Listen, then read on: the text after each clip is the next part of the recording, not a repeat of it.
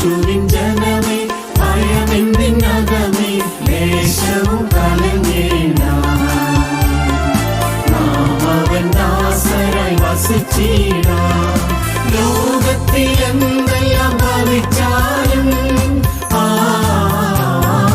ലോകത്തിൽ എന്തെല്ലാം ഭവിച്ചാലും ആപത്തനർത്ഥങ്ങൾ അണഞ്ഞാലും പാപം നമുക്കില്ലെന്നറിഞ്ഞാലും പാപം നമുക്കില്ലെന്നറിഞ്ഞാലും യേശുവിൻ ജനമേ ഭയമെന്തിനകമേ ലേശവും കലങ്ങേണ്ട.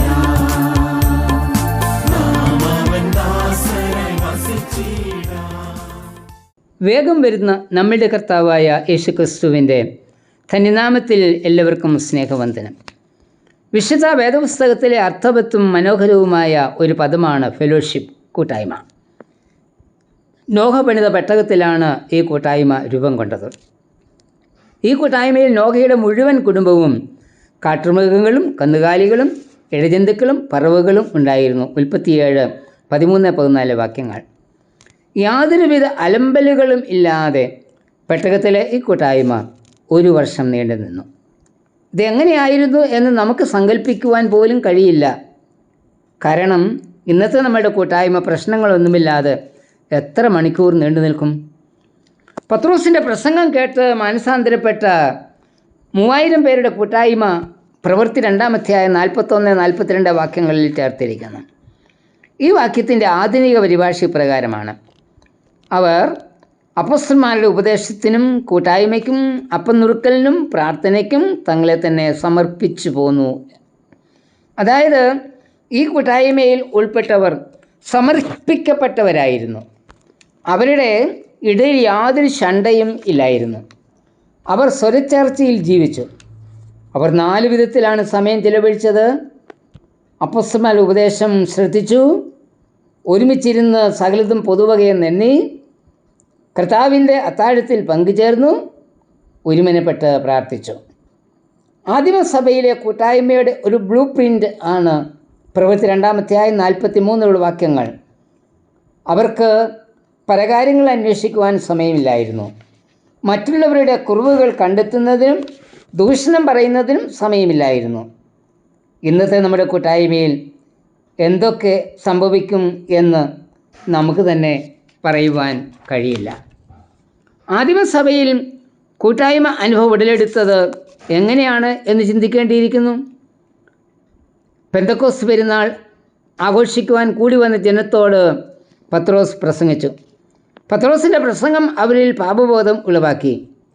പ്രവൃത്തി 2:37 പറയുന്നത്, പത്രോസിൻ്റെ പ്രസംഗം കേട്ട് അവരുടെ ഹൃദയത്തിൽ കുത്തുകൊണ്ടു എന്ന്. തുടർന്ന് അവർ ചോദിക്കുന്നത്, വാട്ട് ഷാൽ വി ഡു? ഞങ്ങളെന്ത് ചെയ്യണം? അതിന് പത്രോസ് നൽകിയ മറുപടി, പാപം ഏറ്റുപറഞ്ഞ് മാനസാന്തരപ്പെടുക എന്നായിരുന്നു. ജനം പത്രോസിൻ്റെ വാക്ക് സ്വീകരിക്കുകയും പാപം ഏറ്റുപറയുകയും ചെയ്തു. അവിടെ മുതൽ കൂട്ടായ്മ ആരംഭിച്ചു. പാപബോധവും മാനസാന്തരവുമാണ് നമ്മെ കൂട്ടായ്മയിലേക്ക് നയിക്കുന്നത്.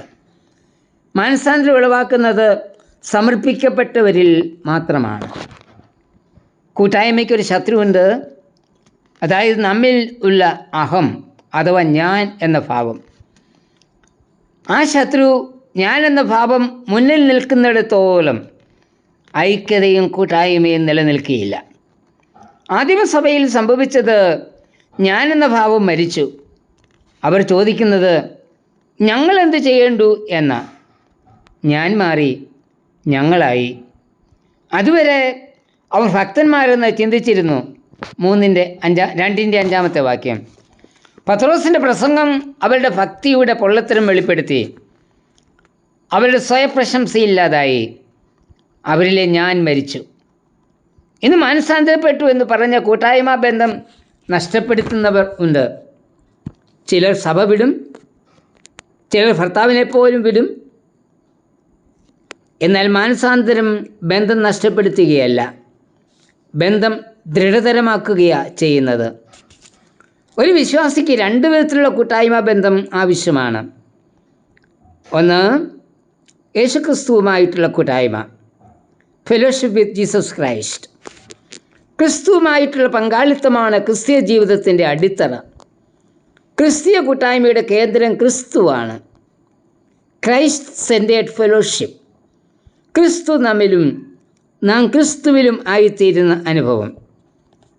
ഈ കൂട്ടായ്മയിൽ കൂടി ലഭിക്കുന്നത് ആ അനുഭവമാണ്.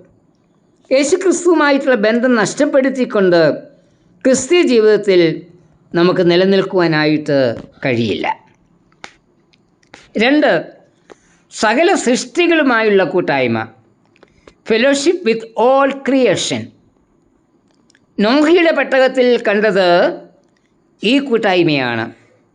പരസ്പരം പങ്കിട്ടും കൂടി വന്ന് പ്രാർത്ഥിച്ചും അപ്പം നുറുക്കിയുമായിരുന്നു ആദിമസഭയുടെ കൂട്ടായ്മ. ഈ കൂട്ടായ്മ അവരെ സകല ജനത്തിൻ്റെയും കൃപ അനുഭവിക്കുന്നതിന് ഒരുക്കി എന്ന പ്രവൃത്തി 2:45-46 വാക്യങ്ങളിൽ വായിക്കുന്നത്.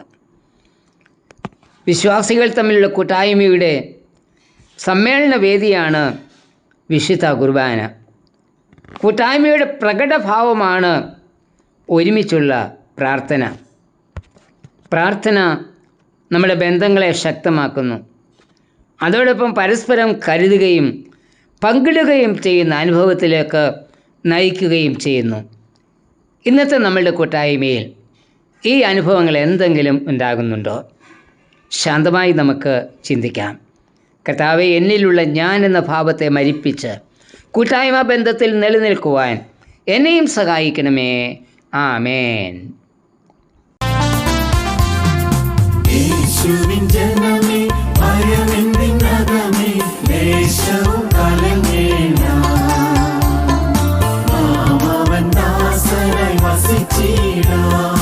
യേശുവിൻ ജനമേ, ഭയമെന്തിനകമേ, ദേശവും കലങ്ങേണ്ട. നാം അവൻ ദാസരായി വസിച്ചിടാം. ലോകത്തിൽ എന്തെല്ലാം ഭവിച്ച